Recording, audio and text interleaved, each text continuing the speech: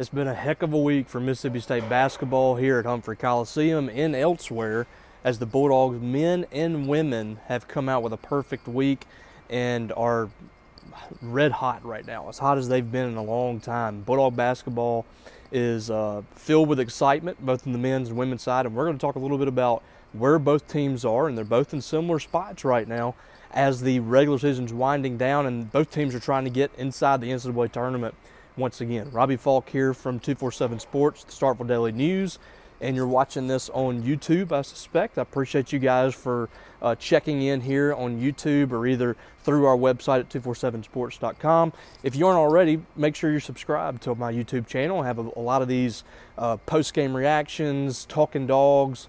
We have our live chats during the week usually where I can take questions and comments from fans, and we have a lot of good conversation. We also have a lot of press conferences and media availabilities where you can hear from players and coaches at Mississippi State. So tons of content here on YouTube. Check those videos out and subscribe if you aren't already, and I really appreciate that.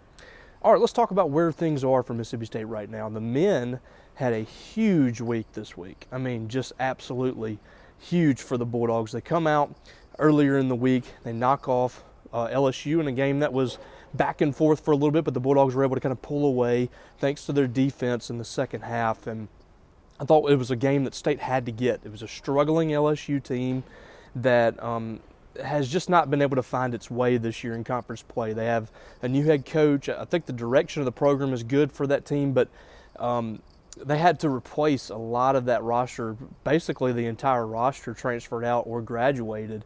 So a lot of new faces there. Mississippi State had to win that ball game to keep its postseason hopes climbing, and that's exactly what they did. They took care of business, and they had a big game on Saturday against Arkansas. That's a tough place to play in Fayetteville at Bud Walton Arena. Mississippi State hadn't had a ton of success there all time, but in the last 5 or 6 years, State's really done well on the road in Fayetteville. I think they've won 4 out of 7 games, I think, there in Fayetteville, and on Saturday night, State came out victorious.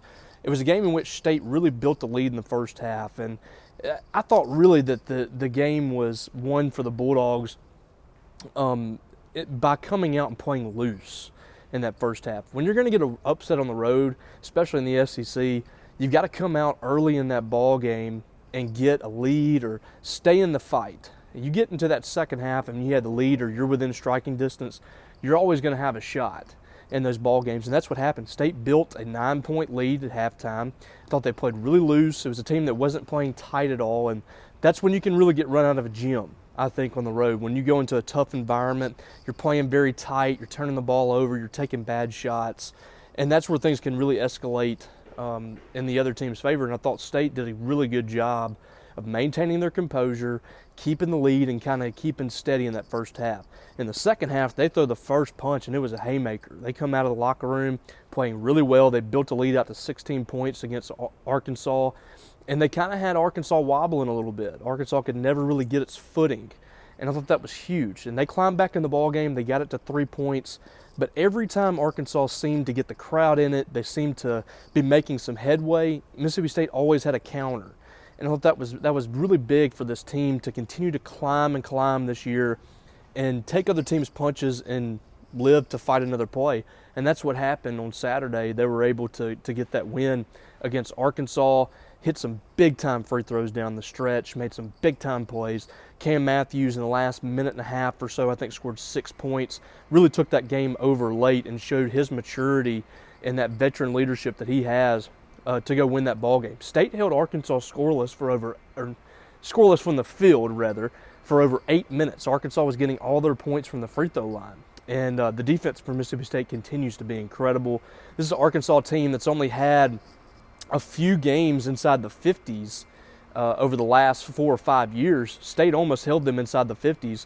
And one of the last teams to do that was Chris Jan's New Mexico State team last year in the NCAA tournament when they held Arkansas to 53 points. So, again, Chris Jan's great game plan against a team and Eric Musselman's Razorbacks that know how to score the basketball. They're getting healthy. That's a team that's really dangerous, and that was a huge Quadrant 1 win for Mississippi State. They're third so far this season. They're now 3-5 on the year. If they can get some help from Utah, and Utah can climb back inside the top 50, in the net rankings, you're looking at a team that's 4-5 against Quadrant 1 teams, and that is a team that can make the NCAA tournament. But State has a chance to do that anyway. They've won 5 straight games now since starting the SEC schedule 1-7. This is a team that was 12-1. They were 11-0 to start non-conference play. They get out to a 12-1 start, and then they lose 7 out of 8 ball games.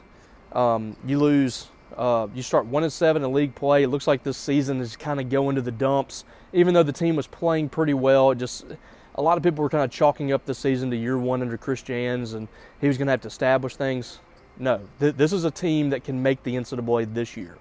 It's going to take a little more help from maybe a couple of teams. The State's got to do their job too down the stretch. 9 SEC wins should get Mississippi State in the tournament, and right now they're looking at a few more games that they're going to have to knock down here to close out the regular season, and it's not going to be easy. You got to play a really good Texas A&M team at home. You got to go on the road to play a Missouri team that's very good at home, and is going to be looking for some revenge after what happened last week against Mississippi State here at the Hump. So that's going to be a very difficult game. Kentucky's coming in on Wednesday. That's a team that's reeling right now, really struggling under John Calipari this season, and that's a game that State has to win. You got to win that ball game. You win that thing, and you're just 3 wins away from likely clinching an NCAA tournament berth in the regular season. And 8 wins, I still think has an opportunity to get Mississippi State in the tournament, but you would feel a lot better with that 9th. So you got some big games here down the stretch. Ole Miss on the road needs to be a win. South Carolina at home needs to be a win. Kentucky on Wednesday really needs to be a win. And that gets you to 8 wins. Then you're looking at Vanderbilt on the road. That's going to be a very difficult ball game. That team's playing well right now. Missouri on the road, very difficult, and A&M.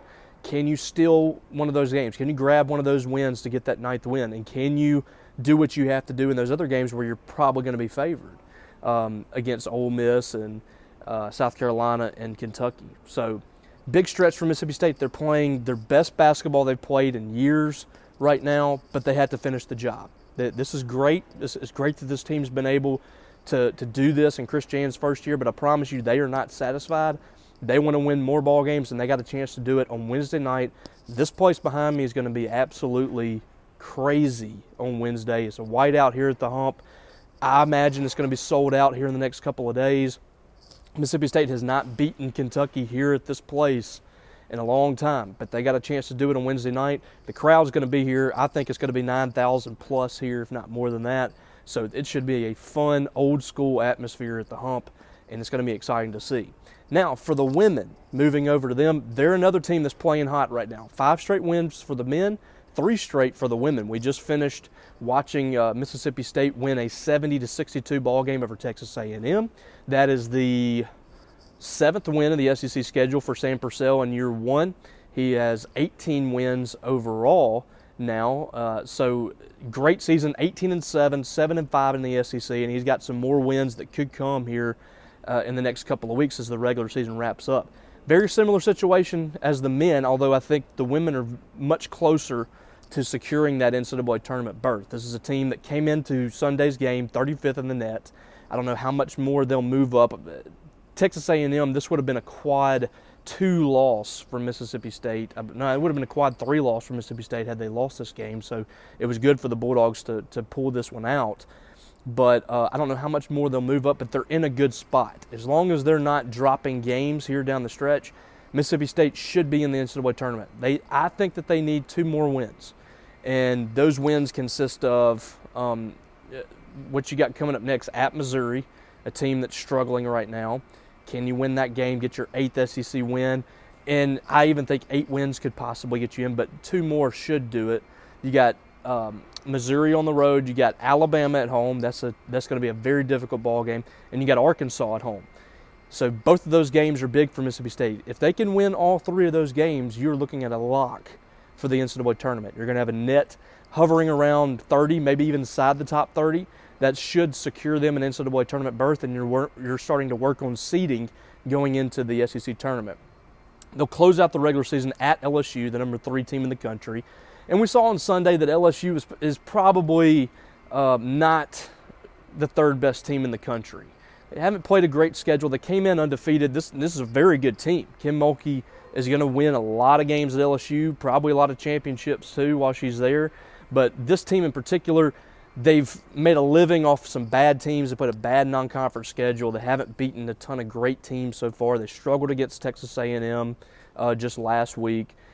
They struggled against Georgia as well, and they got beat by 24 to South Carolina today. That was the first real test this team's had all year. But still going to be a team that's going to be probably a number 1 seed, and that's going to be a very difficult game for the Bulldogs to go on the road and beat Angel Reese and Kim Mulkey and that crew at LSU. So that game's going to be tough, but you still have 3 opportunities coming up here, and you need to take at least 2 of those against Missouri, Arkansas, and Alabama. If you can get 2 of those, I think this team is dancing for the first time since 2019, and that would be huge for Sam Purcell in his first year. Purcell moving up the charts in the SEC for first-year coaches all time as far as wins and conference wins. I think he's inside the top 15 maybe in wins. I've been keeping a chart of that. I'll have to go look. But if he can get to 20 wins in his first year, he'll be one of only 10 or 12 coaches, I think, in SEC history. So it's been a very good year for Sam Purcell in year 1. There's been a lot of people that were upset during their 2-game losing streak against Ole Miss and Georgia, but I think a little premature to throw dirt on Sam Purcell this early in his career. To have 18 wins already and you're working on getting towards 20 in year 1 for a program that's really, really struggled for the last 2 years since Vic Schaefer left, I think that speaks volumes of what kind of coach he could be. And this is just year 1 for him as a head coach. So, it's not like he inherited this roster full of great players or depth. I mean, this is a team last year that had 7 scholarship players available. Jessica Carter was coming off of a year off on the floor. They had to work her back into shape. He brought in a lot of transfer players that he's had to get on the same page with his roster. I think he and his staff have done a great job just corralling everybody and making this a team. And the mark of a good team is they get better and better as the year goes on. This team has gotten better. They're a better team than they were 2 or 3 weeks ago. So I like the direction Sam Purcell has right now, and I like the direction of Mississippi State basketball. John Cohen's last 2 hires at Mississippi State, I think, were both winners with Chris Jans and Sam Purcell, and those guys now have a chance to take Mississippi State basketball back to places where it hasn't been in a while. And that's exciting this fan base. I think people are really excited about basketball again here at Mississippi State, and not just women's basketball, but men's basketball, and both programs are bringing a lot of excitement here to Starkville. So I know you guys are going to be staying up to date on that. We want to invite you to come over to 247sports.com. Check us out over there. Paul Jones does a great job covering our men, and I cover the women as well. And we have, in my opinion, the best coverage of Mississippi State basketball on this beat, from recruiting to behind the scenes to covering the team here in each ball game. I feel like we have some great coverage of there. So come check us out over there at MississippiState.247sports.com. All right, guys, I appreciate you guys. We're in the middle of Super Bowl right now, so I've missed the middle part of the first quarter is where we're at right now. But I hope you guys are enjoying that. Hope you guys have a great rest of the week. We'll try sometime this week probably to get a Talkin Dawgs live chat going. We can discuss some basketball. We can discuss baseball coming up this week. We got a lot of things to talk about regarding Mississippi State. So hope you guys have a great week. Stay safe out there. We'll see you probably sometime this week. So have a great week. Later.